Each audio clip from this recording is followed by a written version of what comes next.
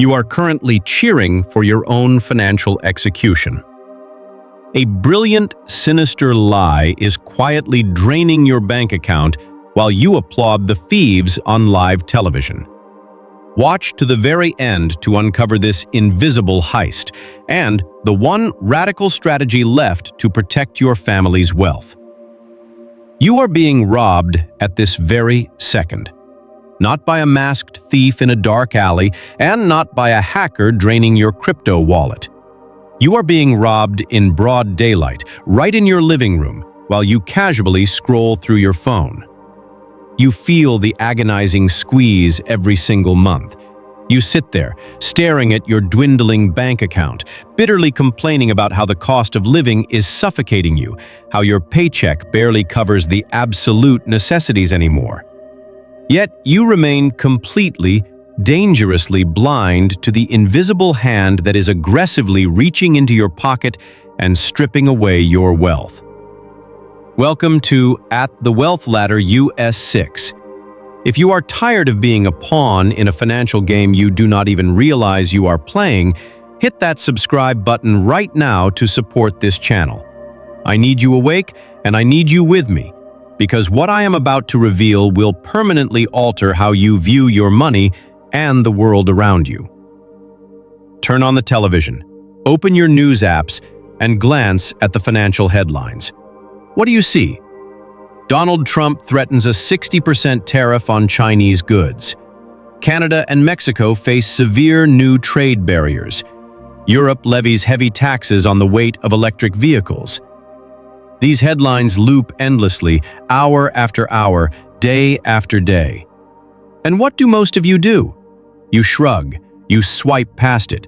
You naively tell yourself that these are the games of billionaires and politicians in Washington, Beijing, or Brussels. You think it has absolutely nothing to do with the quiet, ordinary life of a small-town office worker. That is financial naivety at its most perilous. Let me tell you a real story, a visceral experience of my own that will likely mirror your own unspoken frustrations. A few months ago, I logged onto Amazon to purchase a new recording microphone and some lighting equipment for my studio. I carefully placed them in my cart, meticulously calculating the cost so that this $300 expense fit perfectly into my designated guilt-free spending budget for the month. These items were manufactured in Shenzhen, China. I got busy with work and left the cart untouched for a few days. When I returned to hit checkout, the screen did not say $300 anymore. It had violently skyrocketed to nearly $380. The Amazon algorithm was not glitching. Shipping costs had not changed. The only thing that had shifted in the universe was a single, dry, macroeconomic word signed into law at the White House: tariffs. Overnight, $80 of my hard-earned, heavily taxed, blood and sweat money evaporated into thin air for no reason other than a political decree. My guilt-free spending budget was instantly pushed into a deficit. The money I had disciplined myself to save so I could enjoy a slice of life was forcefully redirected into the federal treasury, disguised as a price hike.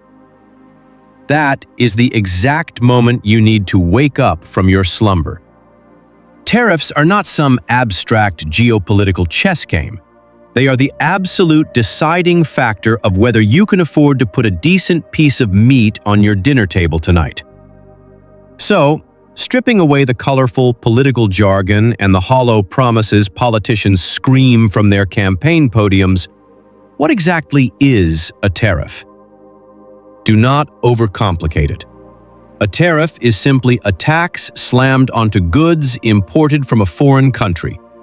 Period. Just as you have to pay a toll to drive your car on a specific highway, foreign merchandise must pay a ransom at the border to enter the domestic market.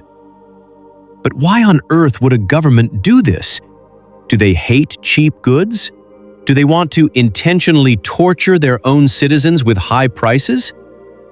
Not exactly. Let us look at a brutally visual example to understand the core protectionist machinery of a tariff. Imagine an American-owned bakery right in your neighborhood. Let us call it Uncle Sam's Bakery. To bake a single loaf of bread, Uncle Sam has to pay his American workers a living wage of about $15 an hour, pay exorbitant commercial rent, and comply with suffocating environmental regulations. The sheer cost of producing that one loaf is $2.50. He puts it on the shelf for $3 just to scrape by with a meager profit. Meanwhile, across the ocean, a colossal, heavily subsidized bread factory in China utilizes cheap labor at just a few dollars an hour. Their massive government-backed supply chain allows them to bake and ship an identical loaf of bread all the way to American soil for a total cost of 80 cents.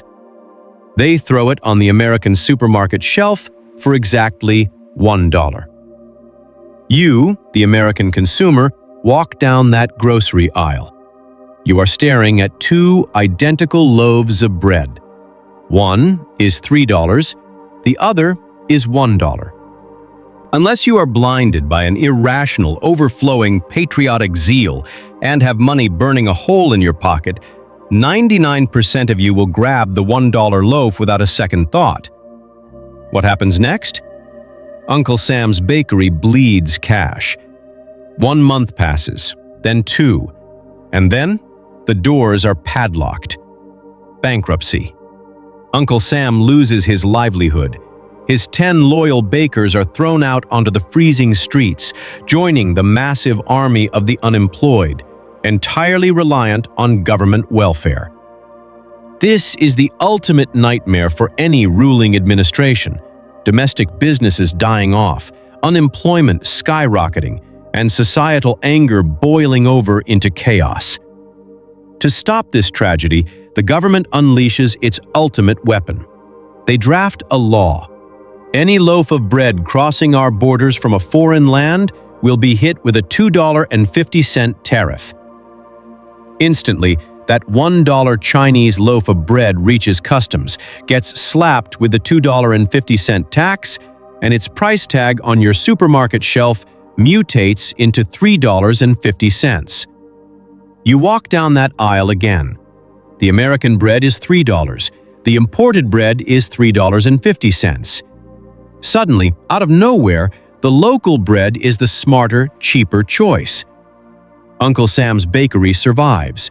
10 American families keep their income. And if some stubborn consumer still buys the foreign bread, the government gleefully pockets the $2.50 tax. It is a single arrow hitting 3 targets. This is the very heartbeat of why tariffs exist: to artificially inflate the cost of foreign goods, forging a protective shield around domestic jobs. It sounds like an absolute economic miracle, doesn't it? But do not celebrate just yet.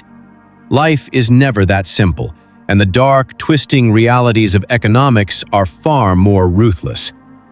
To truly grasp why this supposed economic miracle is actually a mirage, we must confront the most pervasive, brilliant lie ever sold to the American public by those sitting in the seats of power. Politicians love to stand before a cluster of microphones, pound their fists on the podium, and proudly declare that they are taxing China, penalizing Mexico, or punishing Europe.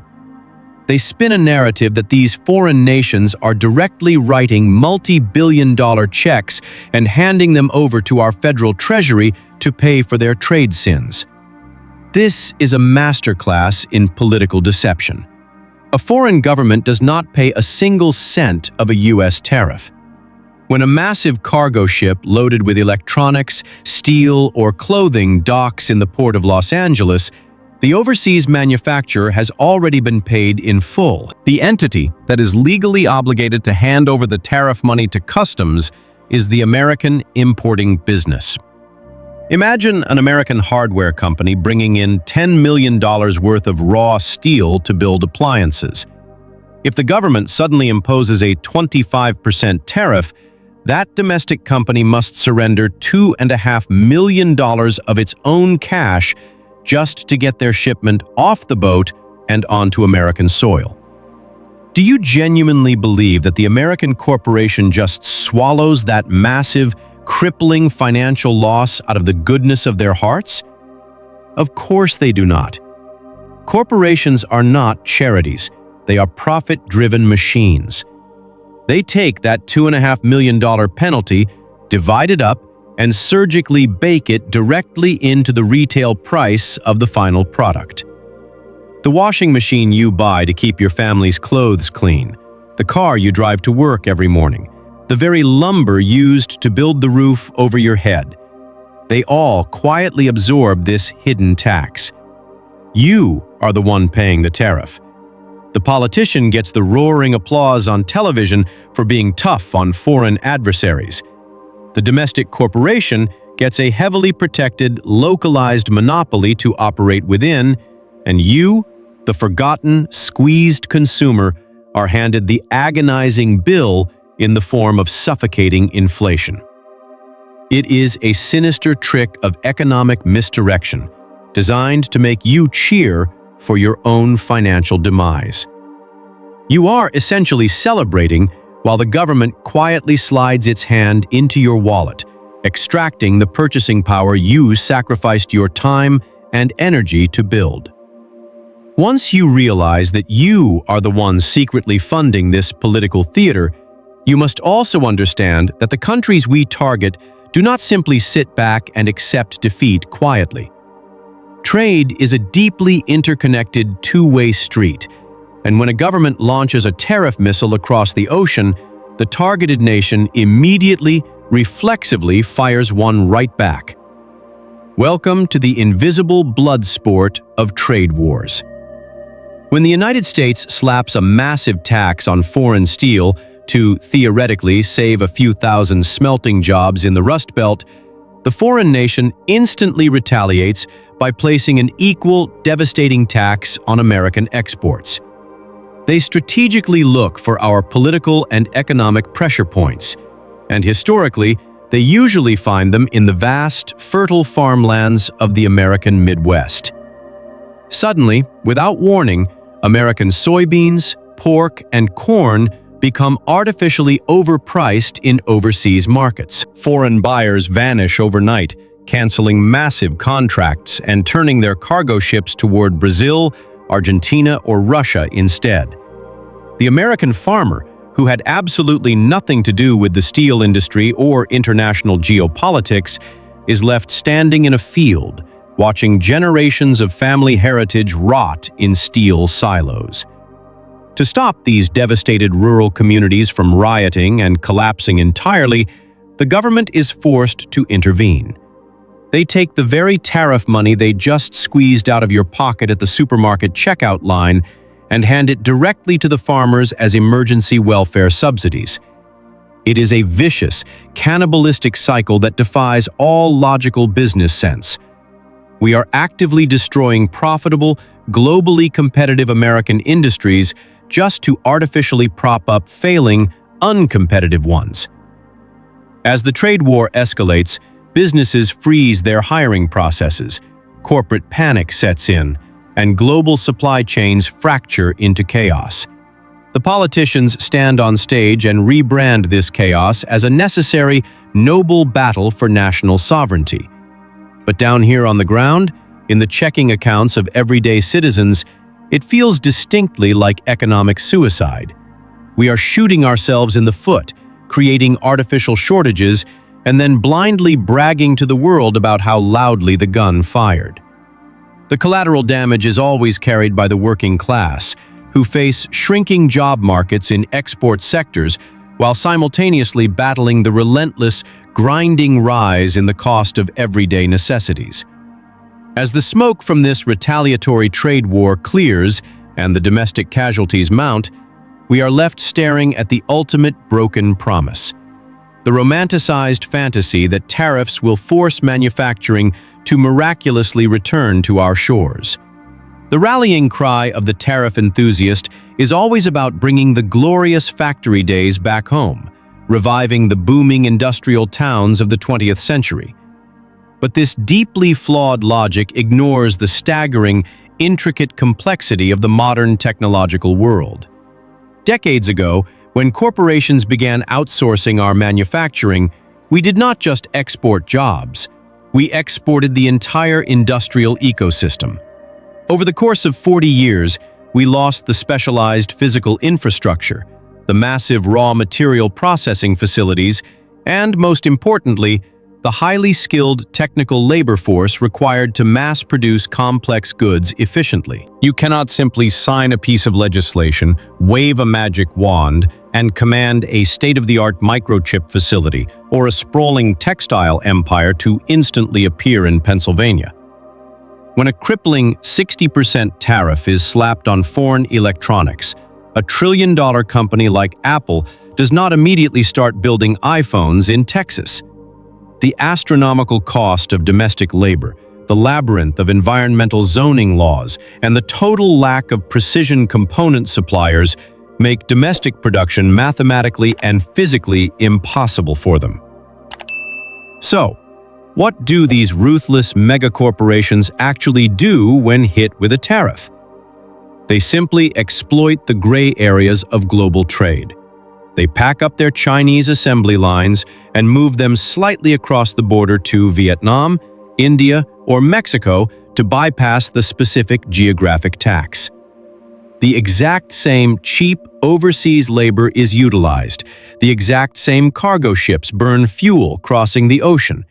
And the American manufacturing worker is still left completely out in the cold. The only tangible difference is that the logistical nightmare of uprooting and relocating these colossal, multi-billion-dollar supply chains costs a fortune. And, as you have likely guessed by now, those massive restructuring costs are passed directly down to you at the cash register. We endure all the financial pain, all the aggressive price hikes, and all the terrifying economic instability, yet the promised renaissance of American manufacturing remains nothing more than a ghost. We are desperately chasing a 1950s economic fantasy while living in a hyper-globalized 2020s reality, and we are systematically bleeding our middle class dry in the futile process. Knowing that this entire macroeconomic system is engineered to extract your wealth under the clever guise of patriotism, you are now faced with a stark, defining choice about your financial survival. You can no longer afford to be a passive, uneducated bystander in an economy that is actively, continuously working against your best interests. The invisible theft of tariffs, manipulated inflation, and endless political grandstanding is fundamentally designed to keep you perpetually stressed, living nervously from paycheck to paycheck, and easily distracted by tribal political theater.